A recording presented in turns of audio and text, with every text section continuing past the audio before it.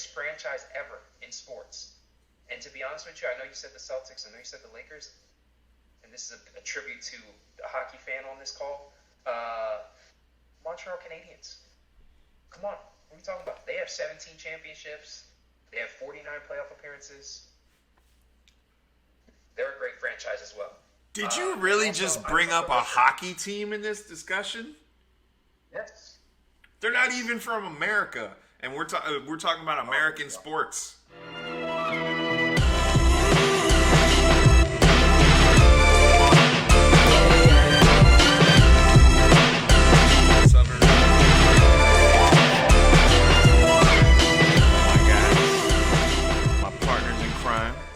Mr. Chino, Patty Puts, how y'all doing? How was your week leading up to the pod today?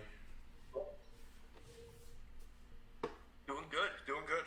Really excited for today. Happy St. Patrick's Day to everybody. I hope everybody's wearing their green at least somewhere, and get ready for a day full of Guinness and lots of beers and corned beef and cabbage. Oh yeah. Oh yeah. I got my green underwear on, so can't really be inappropriate if I same. I didn't get the memo, but I will have some green on today for sure. All right, ready to jump into these topics. The big thing, NFL free agency. It's here, and a lot of moves were made. A lot of guys got paid. You know. Let's see what we liked, what we didn't like. Sean, give me something. What did you feel? How did you feel the Raiders did? I feel amazing. I know in the previous episodes I talked about that we needed to address the interior line, and it hasn't happened since we signed Richard Seymour. That's the last time we had a stud D tackle, and you know what? We went out and got the big guy. Christian Wilkins. Love the pick. I love the pickup. 28 years old, 6'4", 310, strong, physical, hard-nosed guy. I love his tenacity. He's gonna punch people in the mouth, and that's really what I want. What I really wanted. Year over year, he's 4.5 sacks 2 years ago, 3.5 3 years ago, 4.5, 3.5 2 seasons ago. Last season had 9 sacks. Year over year, he averages about 40 tackles, about 10 tackles for losses.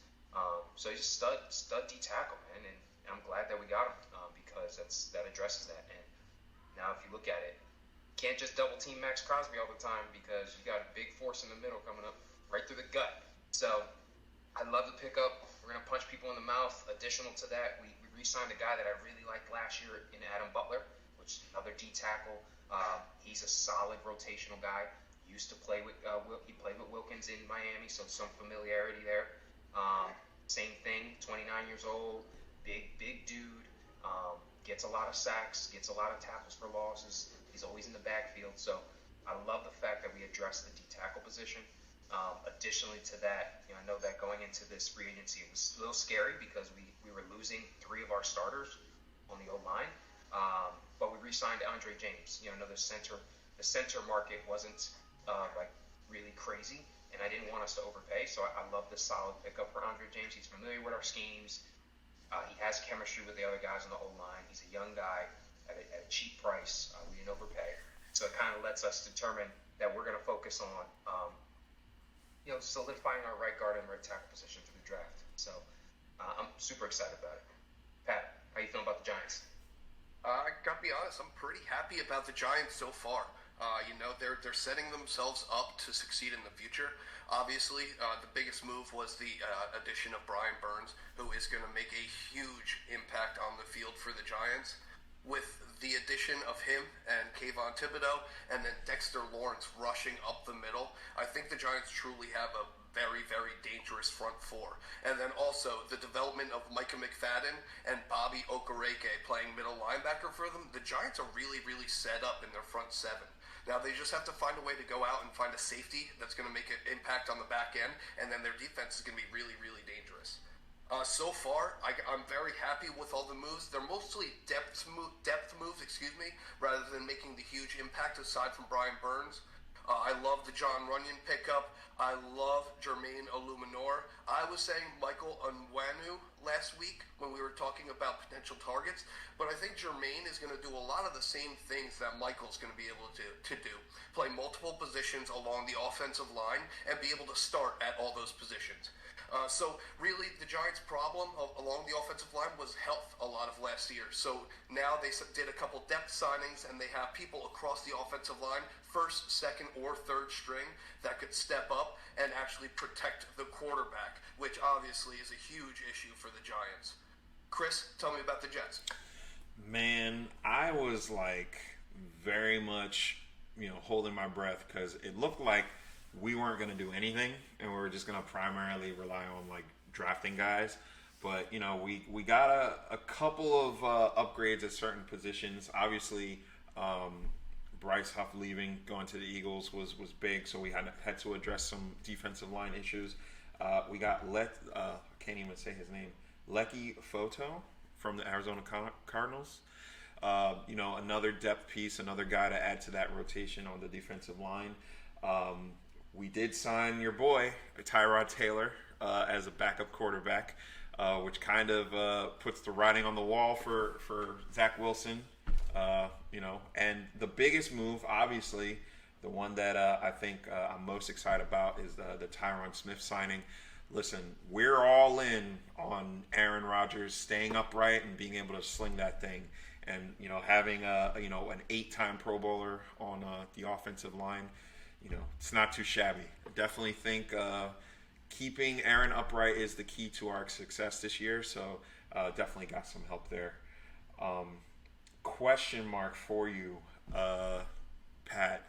Do you think the Giants are going to address any quarterback needs, or are you all in on DJ for this upcoming season?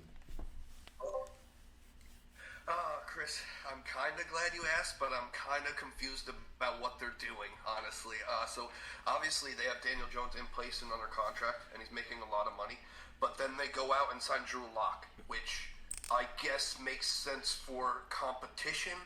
But why would you go to the combine and make this big announcement and make all this news stating that you're all in on quarterback this year in the draft, and then you sign Drew Lock? I don't think the Giants are in a position where they could give another roster spot to a quarterback or pay 3 different quarterbacks the type of salary that they maybe deserve or want with the rest of the holes that they currently have on their roster. Because if they draft a top quarterback, they're going to have to pay a top 10 quarterback like a top 10 quarterback. So I don't really know. I'm a little confused, honestly.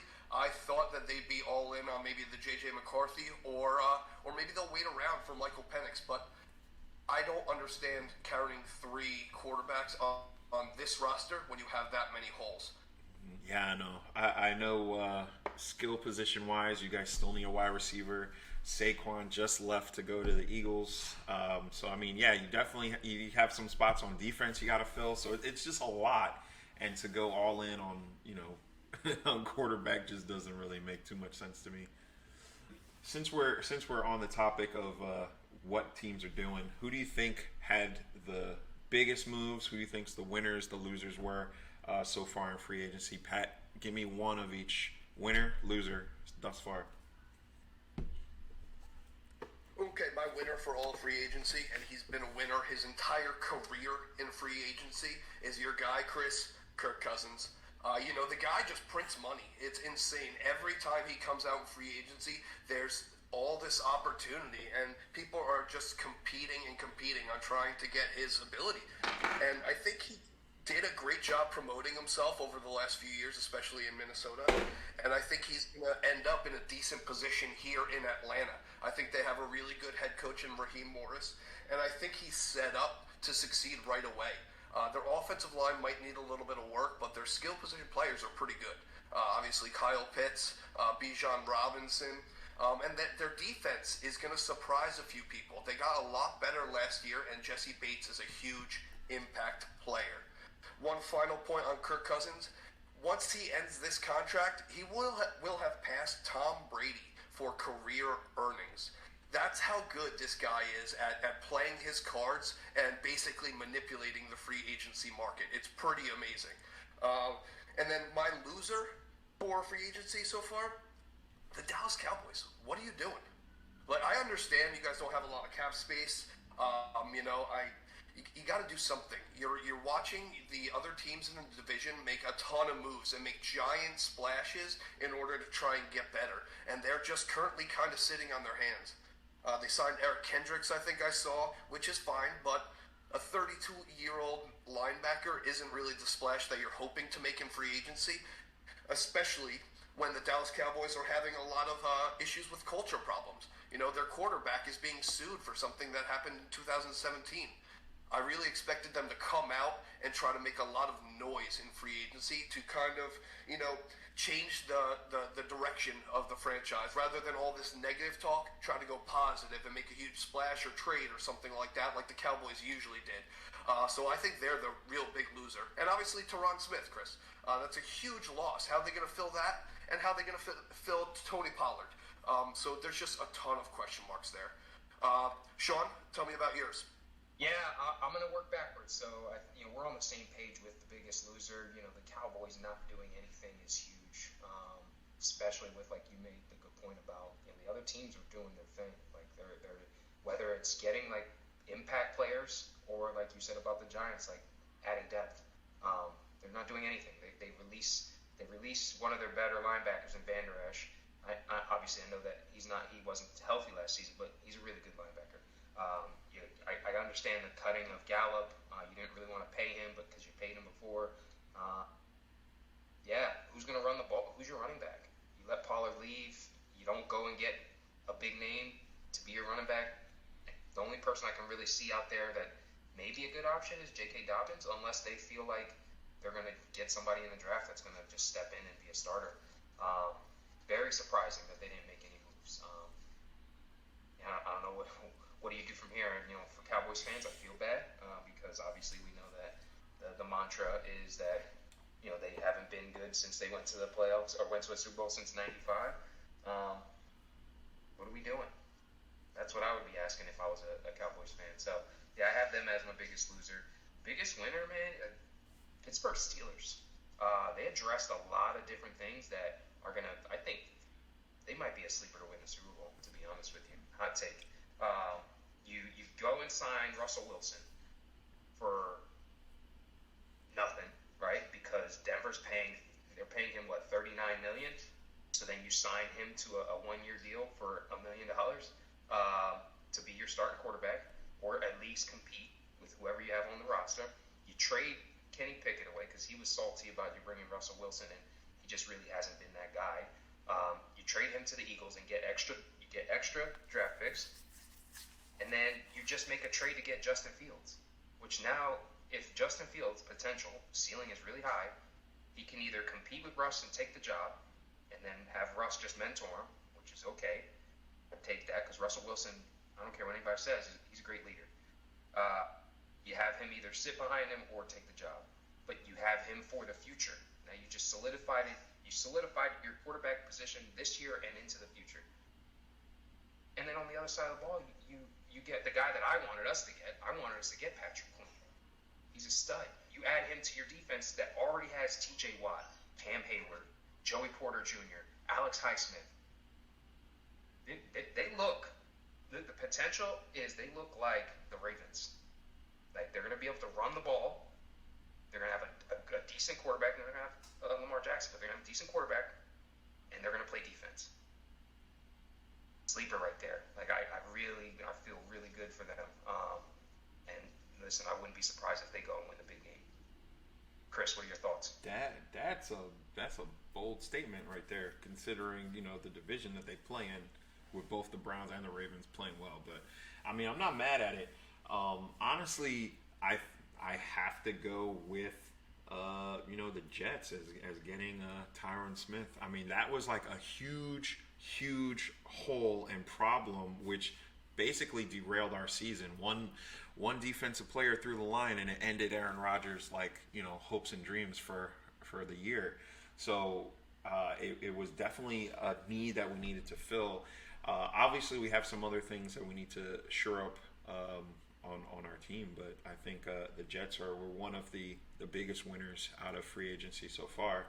And honestly, the biggest losers, I mean, I hate to say it, Pat, but the Giants, man, like, first and foremost, you lose Saquon Barkley. He was salty because you paid Daniel Jones and he had 2 seasons basically to figure out how to pay this man, and all they really wanted was guaranteed money. You have holes all over your roster, and yet your biggest focus is like bringing in Drew Lock or looking at guys in the combine. So like your quarterback play isn't necessarily like shored up. So I mean, unless there's something that I'm not seeing in the horizon, I definitely would put the Giants at the bottom of the list so far. Yeah, I don't know. I like what the Giants did. They got depth, and that's ultimately what they haven't had. I semi-agree in the sense of, who's gonna be your wide receivers? Like who are you gonna throw the ball to? Who's gonna run the ball? Like you have zero as far as like skill position players go.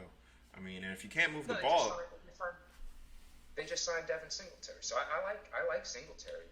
Is he your number one guy? I think he's going to be a bridge to whoever that is going to be in the future. He's going to be that stopgap. But again, who's Daniel Jones going to throw the ball to? That's where I would be remiss in saying like that's going to be the opportunity. From the quarterback position, they themselves in the tight spot. Reneging on your word that he was your future, and then now it's kind of like, well, he's not our future, but we can't really do anything because money's guaranteed, so they can't cut him. He's not going to restructure unless I don't know, if he's out of his mind. He's not going to restructure, so that's the struggle with what they put themselves in a deep hole in that sense. But to Pat's point, again, I think the Giants did get depth-wise, got better. I would say. Tell me what you think, Pat. I would say a good move for y'all. You mentioned earlier about the back end. Maybe go in to get Justin Simmons and have him play safety. Because I told y'all I didn't like that. I was surprised that Denver cut him. Obviously, due to his contract and obviously due to Peyton trying to make his own team and start fresh. But the dude he gets interceptions. He hawks.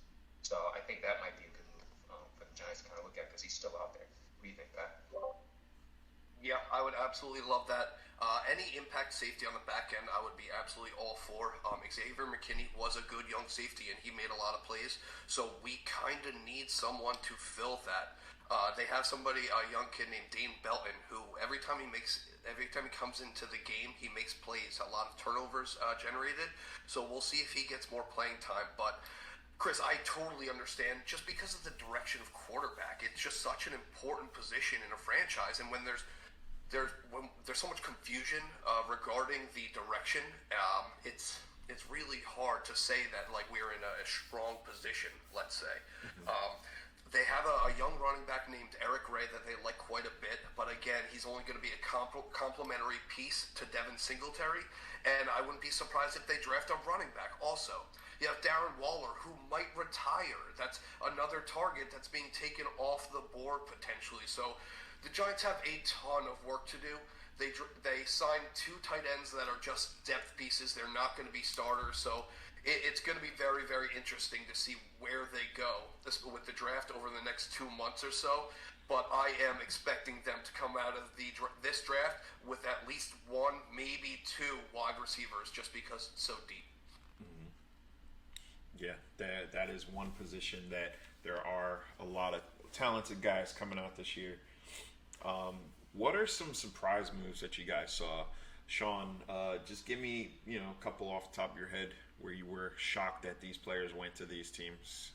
Yeah, I got two kind of really stand out. I think first one is Calvin Ridley going to Tennessee for 2 reasons on both sides. Like, you leave a team where you had a quarterback, and we're talking about Calvin Ridley. You leave a team where you had a future quarterback, right? That's solid. Last season he kind of was up and down, but dude had a concussion and he had an ankle injury. He was playing through it for most of the season. So you go leave that high-powered offense to go to Tennessee, where I don't care what anybody says, Will Levis is not a good quarterback. And they're in a transition period. Like you don't have Derrick Henry anymore. You go get Tony Pollard. Those are two different players, and I feel like they had a Tony Pollard and T.J. Spears. Like I liked Spears. He's the same type of player, small guy out of the backfield that can catch the ball. Um, and you go there to where again it's a transition where you don't have a head coach. You have a new head coach. You get new everything's new. So not a big fan of it. And then on the other side of that is I'm surprised because Tennessee they paid him, but they didn't want to pay A.J. Brown. I'm taking A.J. Brown 10 out of 10 times over Calvin Ridley, especially since, yes, before last season, Calvin Ridley wasn't playing football. But you got A.J. Brown now. He's in Philadelphia with Jalen Hurts, who's not one of the better quarterbacks. Well, he's not top 10 in my opinion, but he's over here getting 1,000-yard seasons. He could have been doing that in Tennessee. You just got to pay the dude. But then you go and pay Calvin Ridley now? Like, it just doesn't make sense to me. So that's one. And then the Chargers and Bears, like trading Keenan Allen to the Bears because they wanted him to take like a 70% pay cut. That surprised me. Like Calvin is their guy. Like he's done a lot for the Chargers. And then just to ship him out because one, he didn't want to restructure. You ship him over to the Bears. The Bears are going to be solid. It's crazy. They just need a quarterback. Which obviously now that they traded Justin Fields, they're going to go get Caleb. So those are my two surprise moves that kind of come off the top of my head. What do you got, Pat? Great transition, Sean. I love it. Justin Fields trade. What is happening? How could they trade this guy for a 6th-round pick? Like, what? I get it's based on paying time, but, like, how do you bungle this bad, Bears? This guy is supremely talented. Like, okay, Sean, hypothetical. If they offer the Raiders a 6th-round pick or Justin Fields for a 6th round right away, right? No brainer. The upside is just so huge with this guy. It makes no sense to me whatsoever. Like Kenny Pickett is a more valuable trade piece than Justin Fields? No, not on this planet. So it's just the Steelers did a great job in getting everything they could for those draft picks. I think the Justin Fields trade is all upside, and John, I agree with you. I think it's a great deal. It's absolutely fantastic, no-brainer, but I'm just really disappointed in the Bears. I know they're trying to figure out which direction that they're headed. The Swift deal is great. The Keenan Allen deal, good, fine, but you kind of have some guys like that. Roshan Johnson is just waiting for an opportunity to come up. Khalil Herbert is ready. I'm excited to see the offense with probably Caleb Williams and all these weapons. It'll be interesting to see how he plays in Chicago for half the year because it certainly isn't Southern California. But I'm really disappointed with the Bears. I thought they really messed this one up. And my other surprise is, unfortunately, Saquon Barkley signing with the Philadelphia Eagles. I get it. I get it. I know with the current state of the running back market, you have to go get your money when it's there for you. And the guy's got a lot of miles on his legs. He's constantly dealing with injuries, so good for you. I'm happy you got paid. Just please stop saying you want to be a Giant for life and then go sign with the Eagles. You cannot do that. If you're a Giant for life, you hate the Eagles. You hate the Cowboys. You do not have a choice. So you would never sign with the Eagles and never sign with the Cowboys if that was truly what you wanted to do. So I think there's a little bit of a mixed message here. Saquon Barkley, good for you. You got paid. I hope you lose every game in the regular season next year. Oh, man. The salt that Giants fans have over Saquon leaving, I know a couple of them that just, that's been like the whole topic of conversation this whole free agency. But you guys touched on like both of mine. I definitely think the Justin Fields trade to the Steelers could potentially, to Sean's point, set them up really nicely. Not only this season coming up, but in future seasons. You got a veteran Super Bowl winning quarterback in Russell Wilson, and a young, very talented, athletic quarterback in Justin Fields. Where he can kind of get a little bit of mentorship, sit back, learn the position a little better, and then potentially, take over, being that Russell's contract's only for this year. And then Saquon going to the Eagles. The whole Giants situation aside, for Saquon, you get guaranteed money.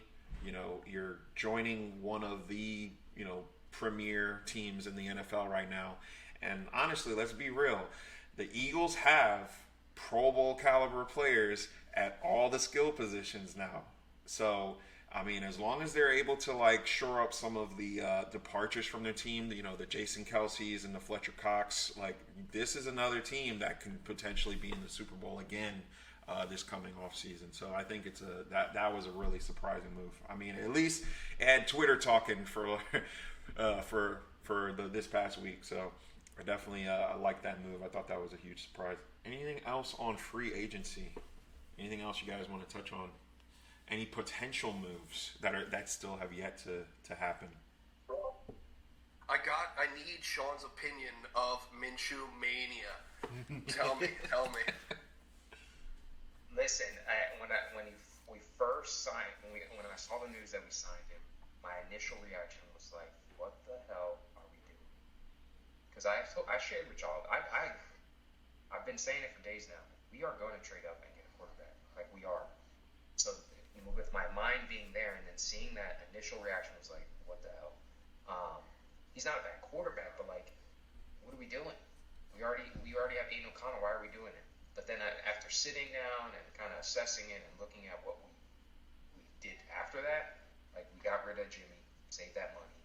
We got rid of one of my favorite players in Hunter Renfrow, which is mind-boggling to me. But not that we didn't keep him, but that 2 years ago he had 100 plus catches and then McDaniels broke him. So obviously we had to move on because he just hasn't produced, and obviously we've drafted some young wide receivers that bring more potential to our offense. But then looking at the contract that we paid him, technically paid him high level backup money. So it's kind of hey, come here. You may have the potential, depending on what we do, to be a starter or compete for it. You can compete. If not being the starter, you can compete and be the backup. So I like the move after thinking about it. And he's a coach. I like his what he brings to the table.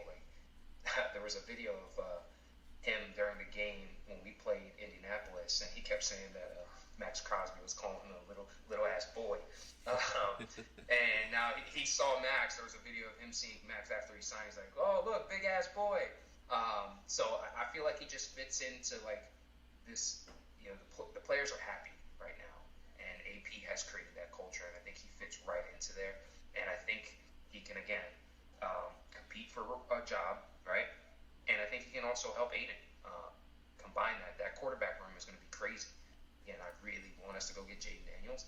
And if we can do that, that quarterback room is there's going to be a lot of experience from. Aiden prepares very well. He prepares very well from a veteran aspect. He prepares for the game, and then bringing Minshew's mind into that. Minshew mania. I like it. There's a picture of him, and he looks like A.J. Cole, our punter. They literally look exactly like twins. So I like the move. Initially, I didn't, but I like the move. Yeah, I think I have one. I'm curious to see where Tyler Boyd ends up going. I know a lot of teams need wide receiver help. I know he's on Patriots radar. He's definitely on the Jets radar as bringing him in as a secondary wideout to Garrett Wilson. But so I'm curious to see where he ends up. Yeah, the draft is stacked with wide receivers. So yeah, it's not surprising that there's a lot of wide receivers that are not signed right now. You mentioned Boyd, you got Odell, you got Mike Williams that was cut by the Chargers, you got DJ Shark from Carolina, you got Michael Thomas from the Saints. So there's definitely a lot of receivers out there right now that are available, but I think it's going to stay like that until after the draft. Cool. Chargers are interesting, losing both starting wide receivers, basically. I'm very, very excited to see the direction of that team. No Austin Eckler, neither. So it's Herbert and everybody else. Good for them. Yeah, good for the Chargers. Suck it. Yeah. Question for you, Sean. What do the Raiders do at running back? What are your thoughts? Oh, see, you had to do that? Yeah, I mean, it was a big discussion. What did we talk about last pod? We talked about. I said, do not let Josh Jacobs leave the building. It still hurts today. That now he's going to go to the Packers and just destroy things because that offense now looks crazy. Yeah. So what we are going to do is, I think Pat alluded to it last week that we have a lot of faith in Zeke, and he's going to be our RB1 for now. I am not 100% bought into him being the number one, so I think in the draft we're going to draft a running back, and I also think that we may pick up a veteran that's out there right now currently, because again I'm not sold on him being RB1. No one else. No, makes a lot of sense. All right, transition, guys. The NBA. Now, our favorite topic on this podcast, the state of the Knicks. We've been talking, for a couple weeks now. We got to get healthy. We got to get guys back. Well, we got a guy back by the name of OG Anunoby. And to date, we're 3-0 since this man has made it back into the lineup. Currently fourth in the East, 2 games behind Cleveland. Start off with you, Pat. What are your thoughts on the state of the Knicks and, more importantly, OG finally making his comeback this season? State of the Knicks is all positive for me right now.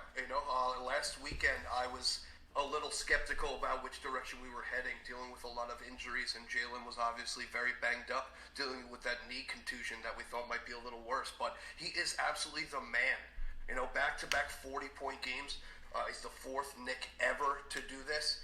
I touched on it a little bit earlier. The Knicks beat up on a really good Kings team, who I thought was top 10 team in the NBA last week. Holding De'Aaron Fox to 20 points.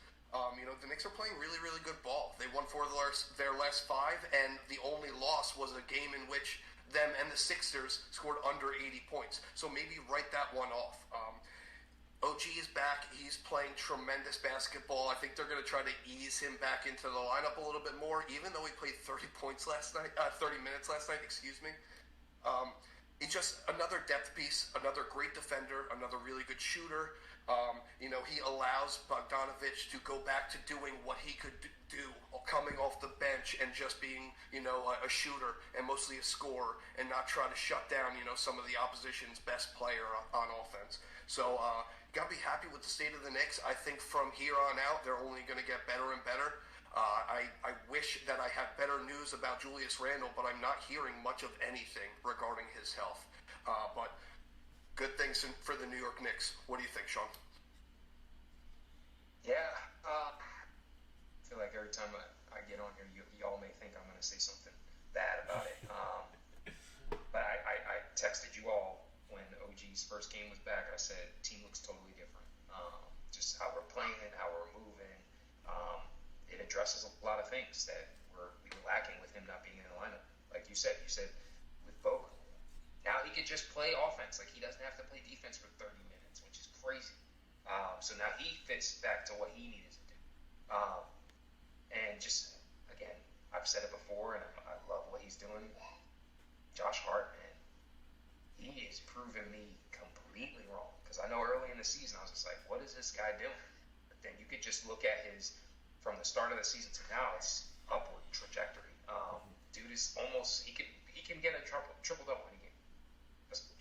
Possibly get a triple-double in a game, because he's getting at least 10 rebounds and he's scoring at least 10 points a game, but he's also distributing the ball. So I love what he's doing. DiVincenzo's starting to heat up a little bit, and he's able to now sit in his role and be that support player. So yeah, the state of the Knicks, we're in a really good place. And Jalen Brunson, I said it last week that knee contusion, it's a knee contusion. Nothing really can do about it. But yeah, to your point, 40-40, back-to-back games. He's that dude. He's our guy. I would just say, again, Julius Randle, Mitch Robinson, they do not come back. I'm still feeling the same way that I'm feeling prior to. I don't think OG coming back is the one-all be-all, but we need those other two to come back.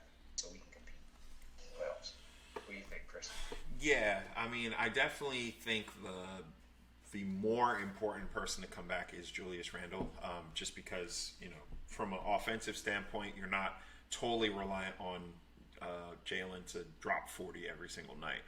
Maybe have a little bit more point distribution there, and teams just can't just sit back and double and play Brunson tough. But I mean, he's even shown that he can fight through double teams. He can, get to the paint, get to his spots.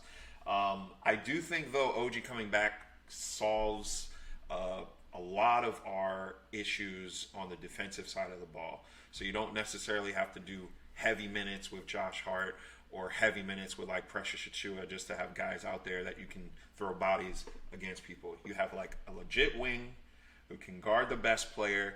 I mean, we even saw it last night. There were times he was playing De'Aaron Fox. There were times he was, on Sabonis for stretches during that game. Just that defensive versatility. Even though his shot, is kind of coming around with, the elbow injury. Just being able to switch the way you do. And then also having him out there with a Hartenstein and with a DiVincenzo. Both guys who are like stellar on defense. It changes the complexity of the game. It's like, yeah, we might struggle scoring the ball at times, with limited offensive weapons. We need guys to get hot, but you're not just going to come down and score on us. We're going to make it very difficult for you. So, I think you're going to see a lot of these games where, it's kind of like, upper 90s, maybe low hundreds, rather than like, the 120s, the 130s that you've been seeing like throughout the season, which benefits us in come playoff time because, that's the way we like to play. Keep it low, keep it gritty, tough, make it a battle.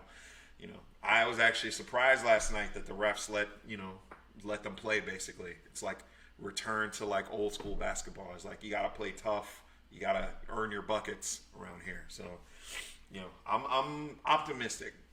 I know Sean, you're like we need Randall back, but I think we definitely are getting there.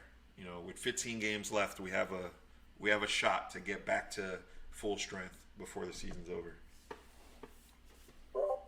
Yeah, absolutely. And it's nice to see that they're finding ways to win. Sean, you touched on Josh Hart.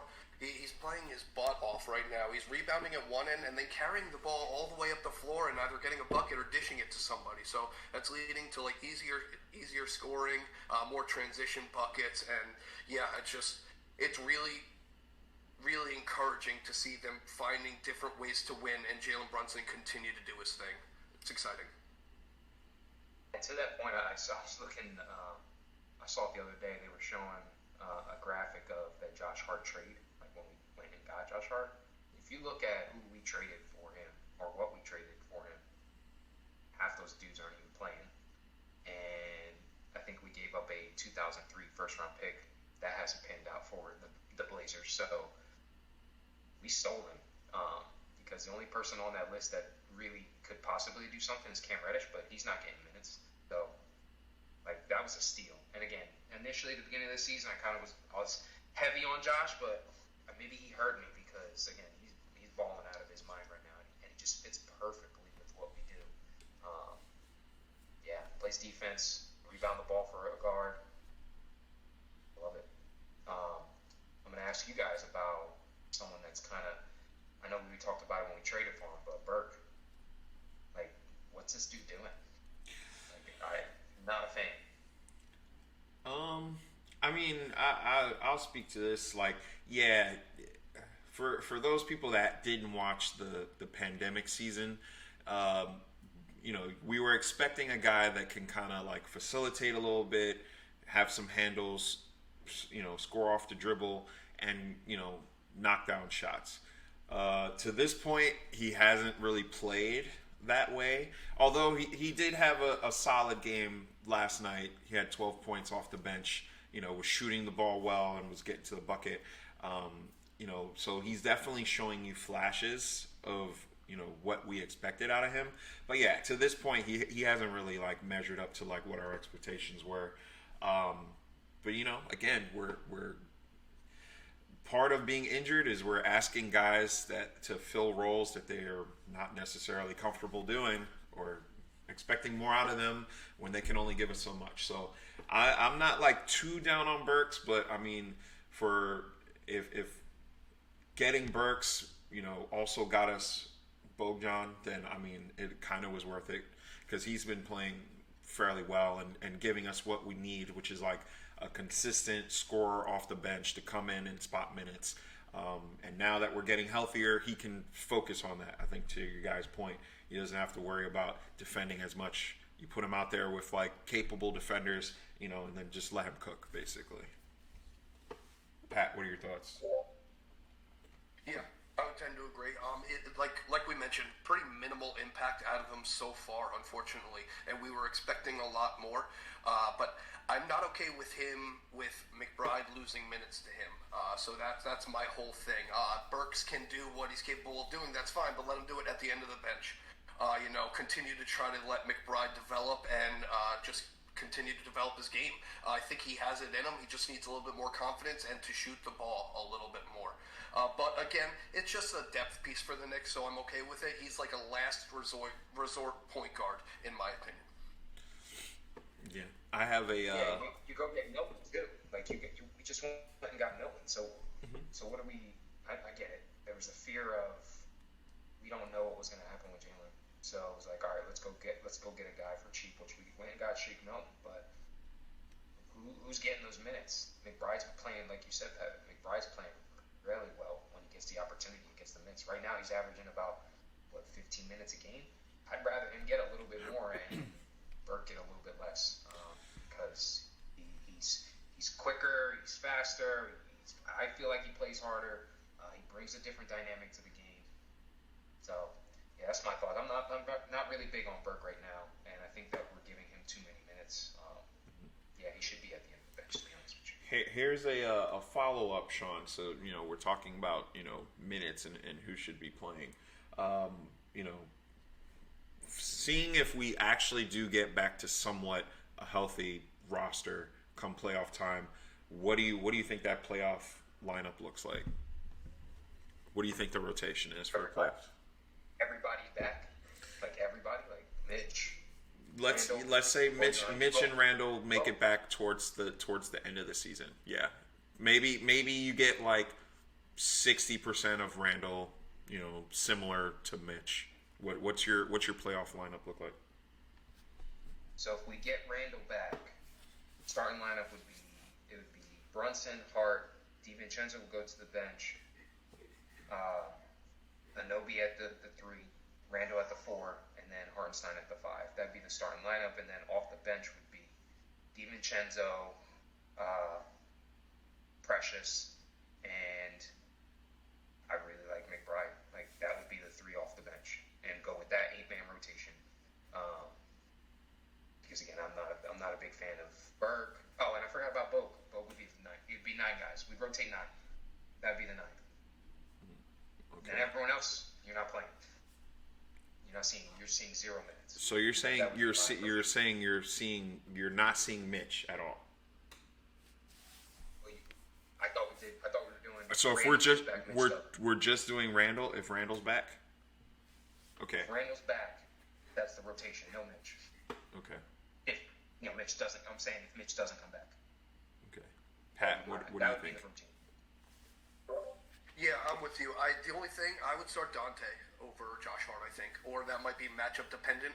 If we have like a larger shooting guard that Josh Hart might need to come in and play strong defense against. But I just like Josh Hart's ability to change up the game a little bit, to grab those rebounds and run with the ball. So I think he'd offer a really, really nice change of pace, whereas Dante's going to shoot the 3 and you'd have to defend him a little bit differently. But that roster's super deep. It would, God, if we could get everybody back, it would be really, really fun to watch them run through the playoffs. Chris, what do you think? What tiers look like?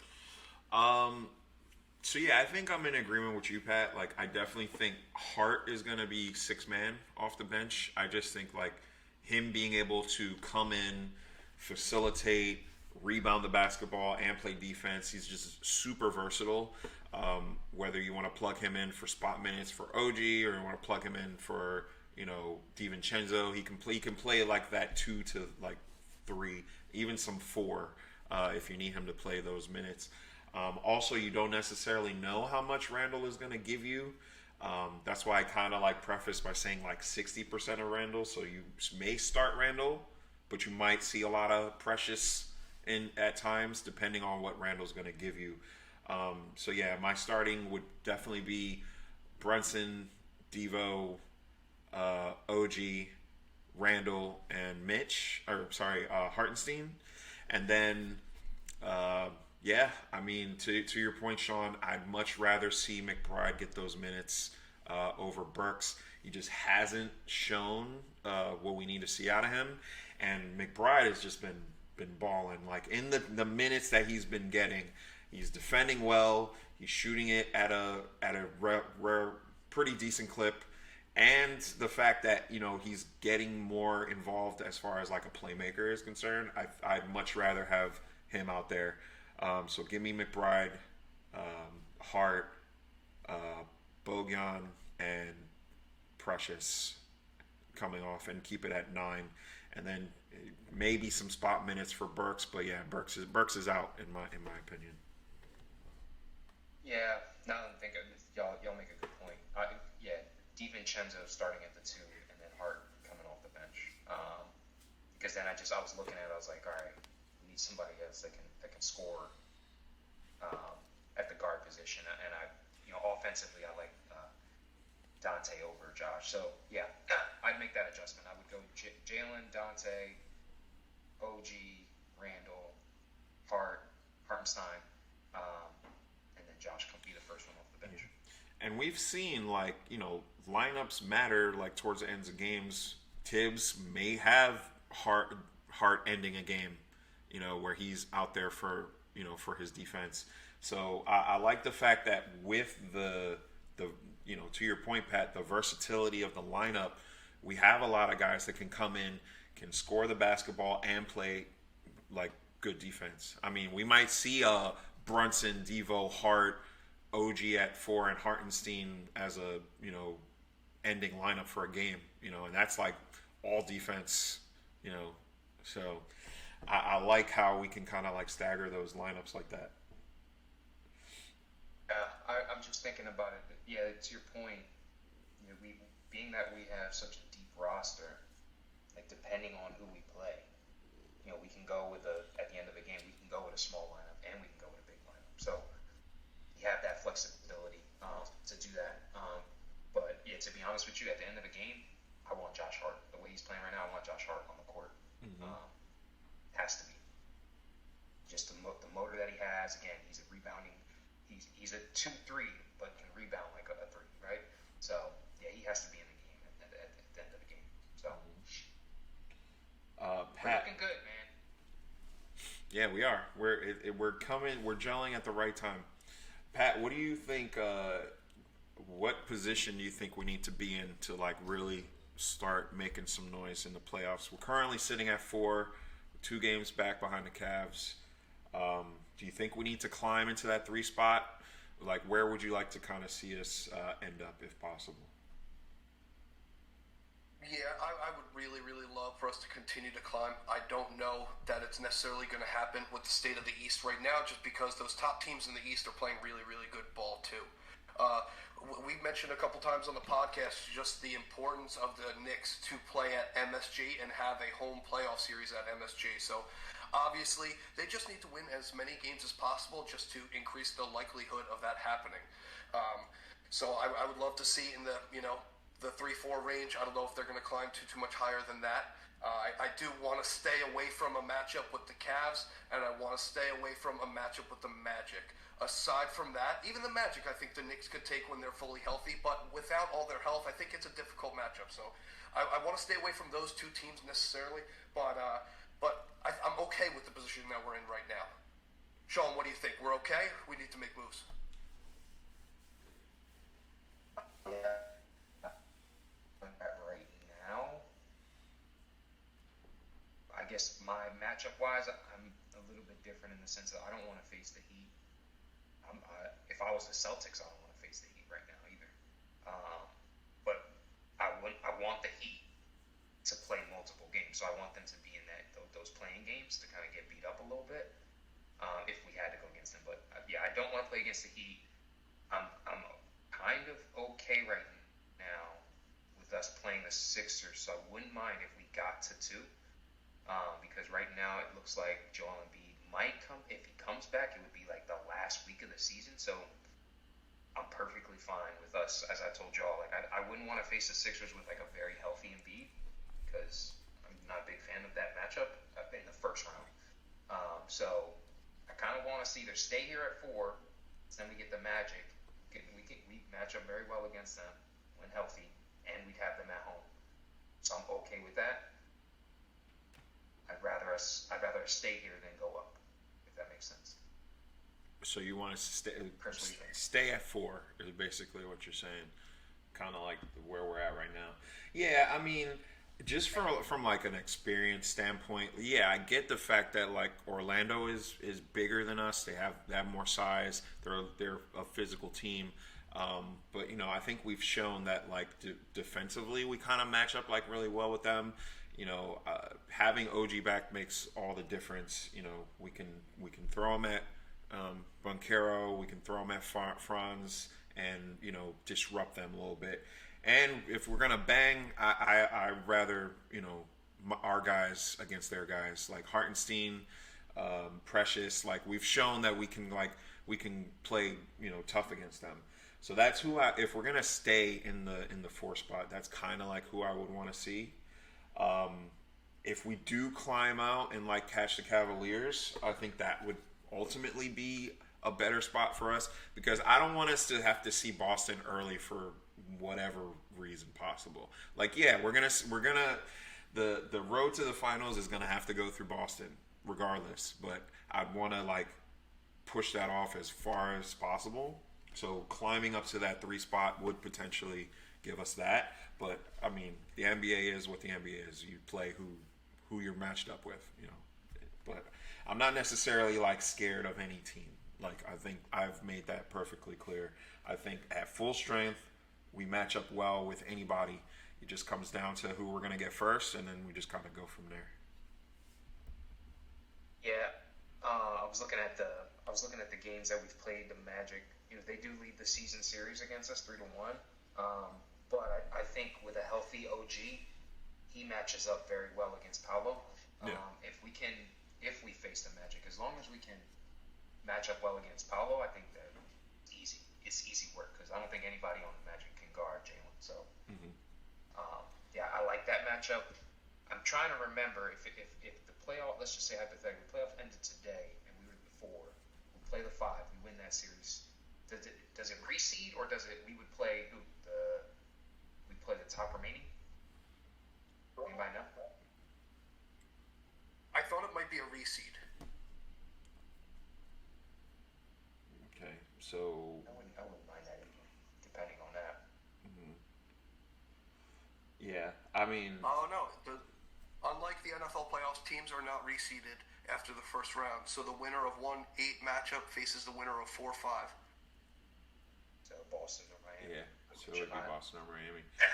And we Healthy, we can match up against Boston. Healthy, we can match up against Boston. But right now, they're tough, man. They are tough, especially at home. Yeah, my only thing with Boston is like they've shown that they take their foot off the gas pedal sometimes, and then you know, obviously when the threes aren't hitting, I think they can be gotten that way. But yeah, man, they got a super talented roster. They're the number 1 seed for a reason. They've already clinched. You know, they're solidified. So, but yeah, to your point, Sean, I think fully healthy, we definitely match up well with them, and we match up well with any team in the league. I'm not, you know, just limiting it to the Eastern Conference. But yeah, I definitely agree with those points. But 15 games left in the season. It's going to come down to the wire. Listen, just hear me on this. The last 10 games the Celtics have played, they've won by 14, 18, 28, 50 plus. They lost a game, won by 10, won by 22, 15 plus, won by 15. And they're dominating good teams. Like we're talking about the Suns twice, the Warriors they destroyed, the Mavericks they destroyed us. But that game they couldn't miss they couldn't. They hit all water falling out of the boat because they were hitting everything. They're just a tough team. Yeah. But that's if we stayed at 4. Now that kind of makes me think like that. That's where I would want us to be the 2, because then we wouldn't have to face them until conference finals.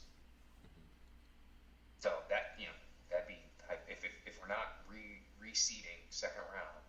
Yeah, I would want us to go to 2. Yeah, I mean, like I said, there's 15 games left. We're 2 games behind the Cavs, 4 games behind the Bucks. So I mean, we could potentially get to 2. Just depends on how the remaining games go. It's 3 games. Yeah, it's 3 games behind the Bucks, 2 games behind the Cavs. And if you look at the rest of our games,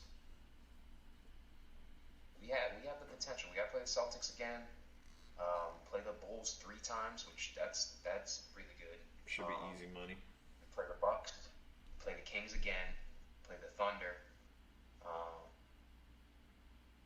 And then we can beat up on the Pistons. We can beat up on the Nets. I think we can beat tomorrow. Tomorrow night we got the Warriors. Mm-hmm. They're banged up. I think we can handle them. Then on the 21st we got the Nuggets. So there's some favorable. We got a lot of favorable games that we could win to kind of help us move up. So I heard. So what I heard from you is 50 wins.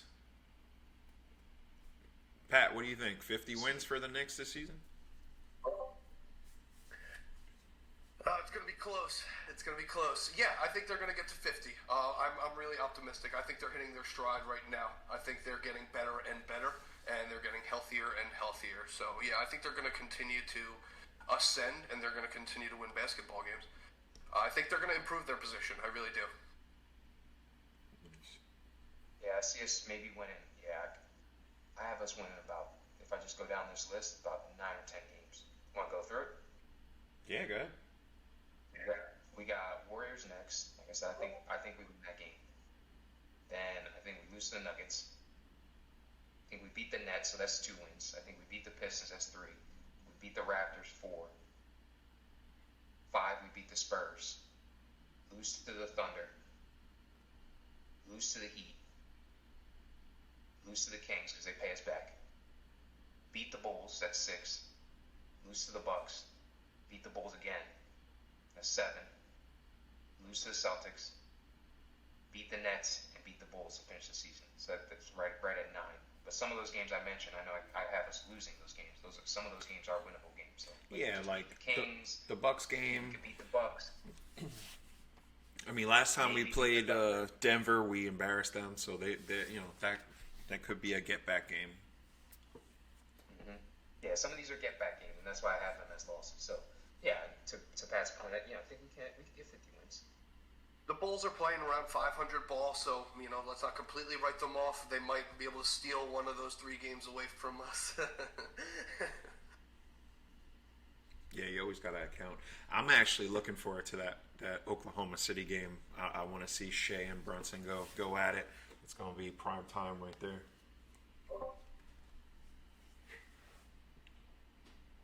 Nice. Very cool. Like I said, NBA season, we're coming down to the stretch, so it's every game matters at this point. So we're super hyped over here. But now it's time for our favorite segment. You already know. Is it Feast or is it Fumble? Sean, what do you have for us this week?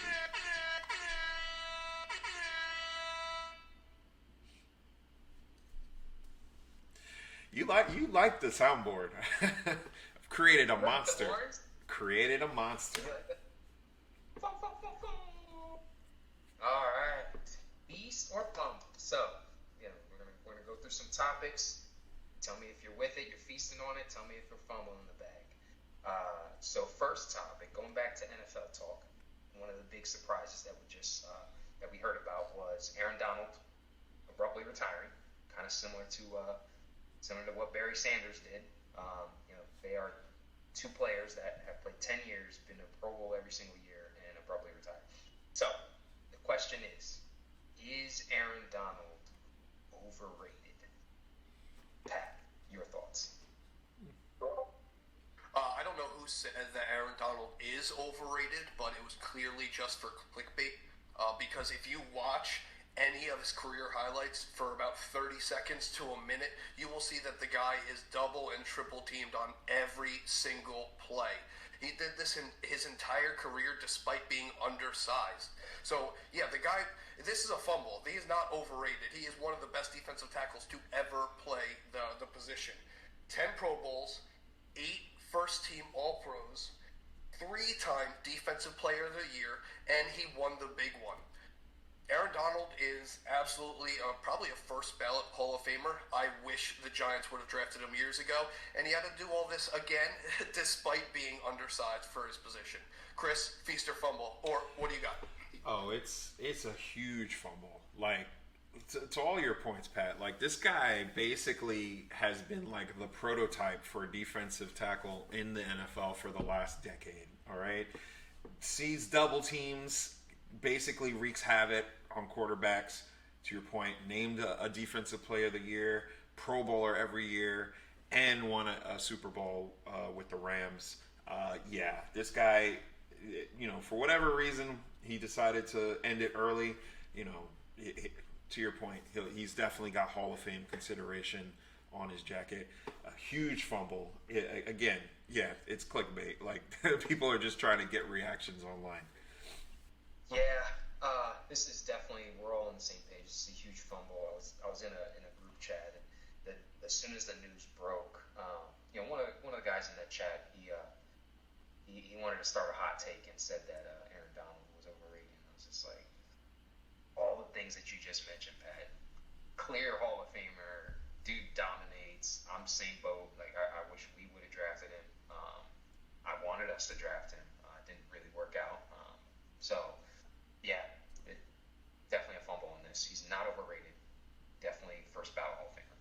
So, yeah, that one's borderline feast or rumble. That pisses me right off. Yeah, we're gonna have to fight about that one. Your blood, don't it? Boils your blood. I hear you.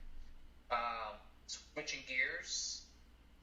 Mike Tyson versus Jake Paul's coming up soon. I know everyone has seen videos of Mike training and things of that nature.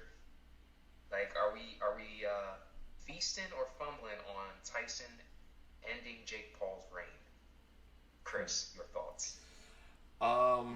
Well, I mean, first and foremost, shout out to Mike for even considering to take this fight on against a guy who is 25 years younger than him. We all have seen footage of Mike in his heyday, him just rocking dudes out. I am a little concerned of the fact that he is fighting someone so much younger than him in his prime. And let's give Jake Paul his credit. He does train. He is a good boxer, a very good boxer. I'm not going to take that away from him. But yeah, I don't know if I necessarily have faith that, Mike at, what is he, 58? Almost 60 years old, is going to be able to keep up with a 28, 30-year-old. I'm going to watch the fight, but I think this might be a fumble if it goes the way that I think it's going to go. Pat, what do you think? Yeah, Chris, I'm kind of with you as much as I would love to feast on it. And I would love to feast on Mike Tyson knocking this guy out. Good Lord, I'm so tired of these guys. Just go away. Just be a boxer. You don't have to be this social media star. It drives me crazy. But I'm a little bit excited. I'm interested to see if it happens. I'm reading that Tyson has some health concerns. That, if he's taking too many hits to the head, there are concerns about his veins in his brain rupturing. So, obviously, with that in mind, I would hate to see that happen. I read a little bit that they were considering wearing headgear or wearing special gloves or something like that, which Paul came out and said would not be the case. I think this is mostly going to be a publicity stunt. I think this is going to be kind of a setup thing, and it's going to create a ton of revenue for Paul again, and it's kind of going to be a big show. Sean, tell me I'm wrong. Tell me this is going to be an actual boxing match, please. I'm not with y'all in the fumble. I'm feasting on this. I think Mike Tyson is out for vengeance. I think he's tired of it. Just like you said, you're tired of seeing this. And I think Mike Tyson has gotten to the point where he's like, you know what? Let me go destroy this dude. I did see the news about the possibly too many blows to the head and wanting headgear. They're not going to wear headgear. That's not going to happen. But no. I honestly think Tyson gives him work. To be honest, I think he gives him work and shuts his mouth. He had mentioned in a couple interviews that he's not in it for the money. Like, he doesn't want the bag. It is going to generate huge amounts of money, but I think he's out for like blood. Like, I think he's going to come. I will say that this is this is definitely the first like actual boxer that Jake Paul is going to be facing. Like, everyone else has been like an MMA guy. I know he had the one loss to Tommy Fury, who was a legit boxer as well. This is kind of another whole nother caliber. And I mean, I've seen footage of just Mike just kind of sparring and like showing guys, and he's still slipping punches and doesn't look like he's that slow. I mean, I saw I don't know if you guys remember, there was the Triller bout between Mike Tyson and Roy Jones, and Roy just looked all sloppy and didn't look like he trained very much, and Mike looked like he'd been waiting for this, since before the pandemic started. So yeah, the inner fan of Mike in me wants to be like, yo, he's gonna come in and just knock this kid out for sure.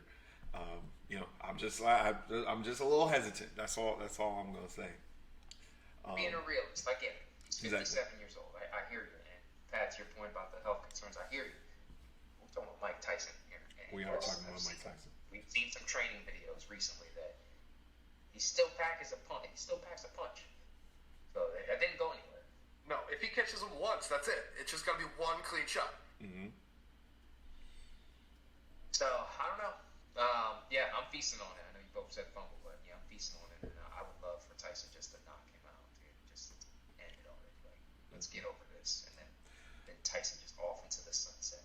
Let's do it. Listen, transitioning back to basketball, there was a video that's been out there about Tony Parker and Dirk were asked who's the best international player ever. Dirk said Luka. Tony Parker said Dirk. Is Luka the best international NBA player ever? Feast or fumble? Pat, what are your thoughts? I'm glad I get to go first because I believe I know what Chris is going to say. I believe this is a fumble. I do not think Luka is the best international player of all time. I don't think he's the best international player in today's game. I think the Joker is the best international player in today's NBA. And I think there are a couple other guys just throughout history that don't quite get the respect that they deserved in the past. Like, obviously, Dirk had one hell of a career. He was amazing. He carried Dallas into the NBA championship on his back. But Hakeem the Dream Olajuwon is the best international player to ever play in the NBA, in my opinion. I think he truly changed the game, the way it was played as a big man. And as an athlete at that size, he was capable of some truly, truly special things. Chris, what do you think? Yeah, I mean, I'm rolling with Pat. Like, we're just gonna act like Hakeem never played. Tim Duncan was also born in the Virgin Islands. Like, we're just gonna act like he never played. We're gonna act like Dirk never played. We can even go guys that like didn't win championships that were just like super nice. We're gonna act like Peja Stojakovic didn't play. We're gonna act like Manu Ginobili didn't play. Like, there's, I mean, that's 5 guys right there that I would have above Luka. And then, to your point, we got a 2-time MVP that's currently playing in the league with a championship that is better than Luka as when we talk about the Joker. So Yeah, I'm fumbling on this. Luca, maybe he might prove us wrong. He's still, only 25, 26 years old, so he's got time to get there. But as of right now, nah. Nah. Yeah, same page here. I think it is a fumble. I think it was that watching the video was more of I think Dirk paying homage to what Luka's doing in today's game. Yeah, obviously the other day he had that streak of triple doubles with 30 points, which ended, but that's still a big feat. But like, yeah, to the point of what you all just said, like we got guys that dominated back in the day that don't get credit. And Pat, I'm with you. That's the name I wrote down when I saw this. The Dream. NBA 75 top player, Hall of Famer, two-time Finals MVP, one-time MVP, 12-time All NBA, two-time Defensive Player of the Year. He wasn't born in America, ladies and gentlemen. So, yeah, the Dream is my international NBA player ever. If I had to maybe pick a second or third, like if I had to pick a top three, I'd probably go Dream, and then two or three either is Tim Duncan or Dirk Nowitzki. Like, it's tough. But yes, could Luka prove us wrong? Yeah, he could, because potentially, yeah, he could go crazy. But it kind of goes to the point of what I mentioned before. Like, he's not the best in the NBA now, and to be honest with you, I don't feel like he really plays defense like that. No. So, yeah, that's my thoughts. Um, Question before we move on: does SGA count as an international player, being he's from Canada? Yes, he does. Got it, right? Yes, he does. he does. He does. He does count an international player because he's from Canada. So. Yeah, I would say to that point though, real quick, I would say to that though, SGA also I think has a potential to be one of those, best foreign players. But again, he's also a young guy, so he's got plenty of time to kind of show it. I think he's like 24. SGA is. Yeah, not even. I don't know, somewhere in there. But yeah, given time, I think he could potentially be in that conversation too, especially after this season. 100% has the potential.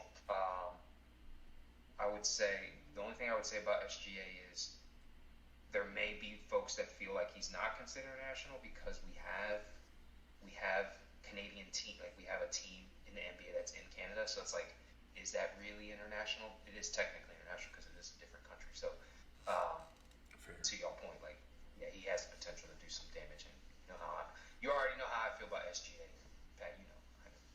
At their young age, it's ridiculous what these guys are doing right now.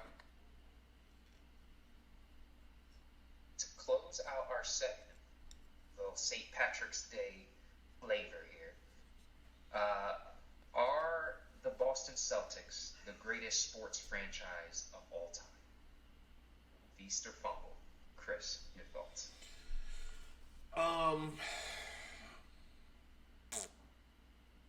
I mean, I kind of would lean more towards the Lakers being the best sports franchise. Immediately when you bring up the Celtics, it's just synonymous. You know what I mean? I would also put the Yankees in that conversation as well. Of course, I have to do that. But yeah, there's an argument that could be made. They've had multiple Hall of Famers come through their organization. I think they're either tied or like maybe one championship behind the LA Lakers in the NBA as far as like winning is concerned. They've had the most winningest player in sports history, Mr. Bill Russell, R.I.P. to him. And they're just consistently like there in championship games. So I know that it's been a while since the Celtics have actually won the NBA championship, but I mean they're always there. They're always synonymous with like the top contending teams in their conference. So I would tentatively feast on this.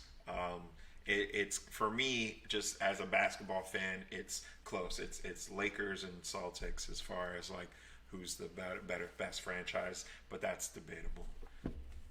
Give me yours, Pat. I know you got the green on. We already know. Oh, yeah. I wore this sweatshirt on purpose. So this is a fumble. The debate really is whether or not they're the greatest NBA franchise of all time, not whether or not they're the greatest sports franchise of all time. Just because the Lakers and the Celtics are neck and neck. The Celtics did win one more championship than the Lakers, I think I saw, but the Lakers have a pretty significantly better record, well over 500, and they have more playoff appearances. So that's the only thing really holding me back from saying that the Celtics are a clear-cut number one franchise in the NBA. I think there could be a lot of debate there, but this is a fumble for me just because they haven't won as many championships as the New York Yankees. The New York Yankees, just like you said, the Celtics, they're always there. They're always competing for the playoffs. It's what they believe. They do not believe in coming up short. They are always striving to put a championship team out on the field. So for that reason, and their 40 World Series championships, I got the New York Yankees as the best franchise in sports. John, what do you got? That's what I wanted to hear. Come on. This is 100% a fumble. The greatest sports franchise ever on the planet is the New York Yankees. All right? I don't care what anybody says. It's the New York Yankees. Any sport. And the numbers don't lie. To your point, 27 championships, 40 World Series appearances, 48 playoff appearances. We're worth $1.6 billion. It's the greatest franchise ever in sports. And to be honest with you, I know you said the Celtics, I know you said the Lakers, and this is a tribute to a hockey fan on this call. Montreal Canadiens. Come on, what are we talking about? They have 17 championships. They have 49 playoff appearances. They're a great franchise as well. Did you really just bring up a hockey team in this discussion? Yes. They're not even from America, and we're talking about American sports. First off, we said sports franchises ever. Okay? Here we go again. Secondly, Here we go again. I can't go. Do your research. I can't go one podcast. I can't go one podcast without you throwing some weird conditional thing in these arguments. You never prefaced American sports. So the fact that you're bringing up a Canadian hockey team, come on, man. I'm willing to concede on the Yankees point. Sure, most championships, most playoff appearances, fine. But come on. Come on, Doug. Seriously. So two things I'm going to say. We're going to talk about Real Madrid next? Is that what we're doing? I think we can. I said greatest sports franchises ever. And to the other point about the Canadians, what league do they play in? They play in the NHL, which is with American teams. So to your point, I don't want to hear that. And yes, they have more championships than the Lakers and Celtics. They have more appearances, and they're worth just about the same amount of money. So, yeah, they're a great franchise. And, yes, I'm not a huge hockey fan. So I'll lean on Pat to comment on it. But the last point I'm going to make is I have the Lakers over the Celtics as well. They have, yes, one less championship, but they've been to the playoffs 57 times. They've been to the big game 31 times, and they're worth more money. Almost $200 million worth more money. So I don't even have the Celtics in the top three. But, yes, to Pat's point, the Yankees are the greatest sports franchise ever and will be forever until our kids' die. Okay? Pat, what are your thoughts on the Canadians? That's right. I believe that the Yankees are the greatest ever, and they will continue to be. But no, on the Montreal Canadiens point, I do understand where Chris is coming from because, the Canadian border and everything like that, but we are discussing American sports, so the NHL is synonymous with American sports. The Montreal Canadiens were one of the original 6 teams. They have a history of winning. They did a ton of winning back when there weren't that many NHL teams. So that's the only reason why I would say maybe not the Canadiens, just because the last 15, 20 years, I don't know how much winning they've actually been doing. I've been watching the Rangers spank them for the last several years, so I'm okay with them not being included in the top. So Sean, real quick, so you said top 3. They're not even in there. Who are the top 3 NBA franchises you got then? NBA franchises or franchise? All around. Okay, they were outside the top 3 all around franchises. Yeah. Yeah, Canadians were second. And then actually, some sources have the Celtics over the Lakers, but again, numbers don't lie. They have a better Lakers have a better winning percentage.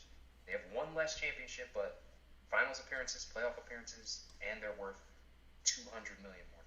So, either way, the answer is I'm not feasting on this. I know it's St. Patty's Day, and the Celtics rock the clover, so I figured I'd ask. But the Yankees, as Pat's hoodie says, are the greatest sports franchise ever. Yeah, the Yankees in Celtic colors is that's what we're doing. It's the best of both franchises, I guess. 100%. Goodness. All right. Now I'm annoyed. We got to close this thing out. Pat, the floor is yours. Give us the best bets. What do you got for us? Alrighty. Thank you very much, Chris. I apologize for you getting upset so close towards the end of the call. It's good. It's all good. It's all good. Alrighty. We're going to jump into the best bets of the day. Alright. For my money, my best pick of the day, I am on the Vegas Golden Knights over the New Jersey Devils. The New Jersey Devils are kind of headed in the wrong direction right now. They were sellers at the trade deadline, kind of getting rid of some of their better pieces on offense specifically. They're currently on a really tough West Coast road trip. They just played Arizona last night and they lost 4-1. Vegas has been off for a few days, waiting at home for the Devils to come in. I don't think this one's going to be that close. I'm taking the money line myself. All right, we're going to go on to parlay. We're going to do a double play today. We're going to do a 2-leg parlay, which is my favorite one of the day. We're going to go with the defending champs. The Denver Nuggets are playing in Dallas today against the Mavericks. The line is 4, but I like them as on the money line. So basically that's telling you that I think the Denver Nuggets are going to win this basketball game. I'm taking that, and I'm taking our Boston Celtics -9.5 against the Wizards today. They're playing on the road, but as Sean just mentioned, when they're playing, they are spanking teams. The Wizards are not one of the better teams in the NBA, so I'm expecting the Celtics to come out and really rout them. The Nuggets, I'm expecting a big show today in Dallas. I'm expecting Luka and the Joker to both have excellent games. I might even put a few shekels on them both to get a triple-double today. Unfortunately, the odds weren't terrific, so I'm still leaning towards no. All right, and my final pick, this one is the Hail Mary. This one has odds of almost plus 2,000. So if you're going to put $10 on it, it's going to win you $200. All right, listen up. We're going to stay with the NHL. The Rangers against the Islanders. They're playing at MSG today. The Rangers and Islanders both played yesterday, so I'm a little uncomfortable picking a winner today. So we're going to go with Nelson over 2.5 shots on goal. Chris Kreider over 1 point or more. Matty Barzal over 1 point or more. Vincent Trocheck over 1 point or more. First period of the game over 1.5 goals. And then we're going to jump over to the Blue Jackets game where they're playing the Winnipeg Jets. The Blue Jackets are a decent team. They're kind of heading in the right direction, but the Jets have one of the best goaltenders in the NHL, Connor Hellebuck. So we're going to do Blue Jackets under 2.5 goals in the game, and Boone Jenner to have over 2.5 shots. And again, that's going to come in at around plus 2,000. So if you're going to only put $10 on there, you could win a couple $100.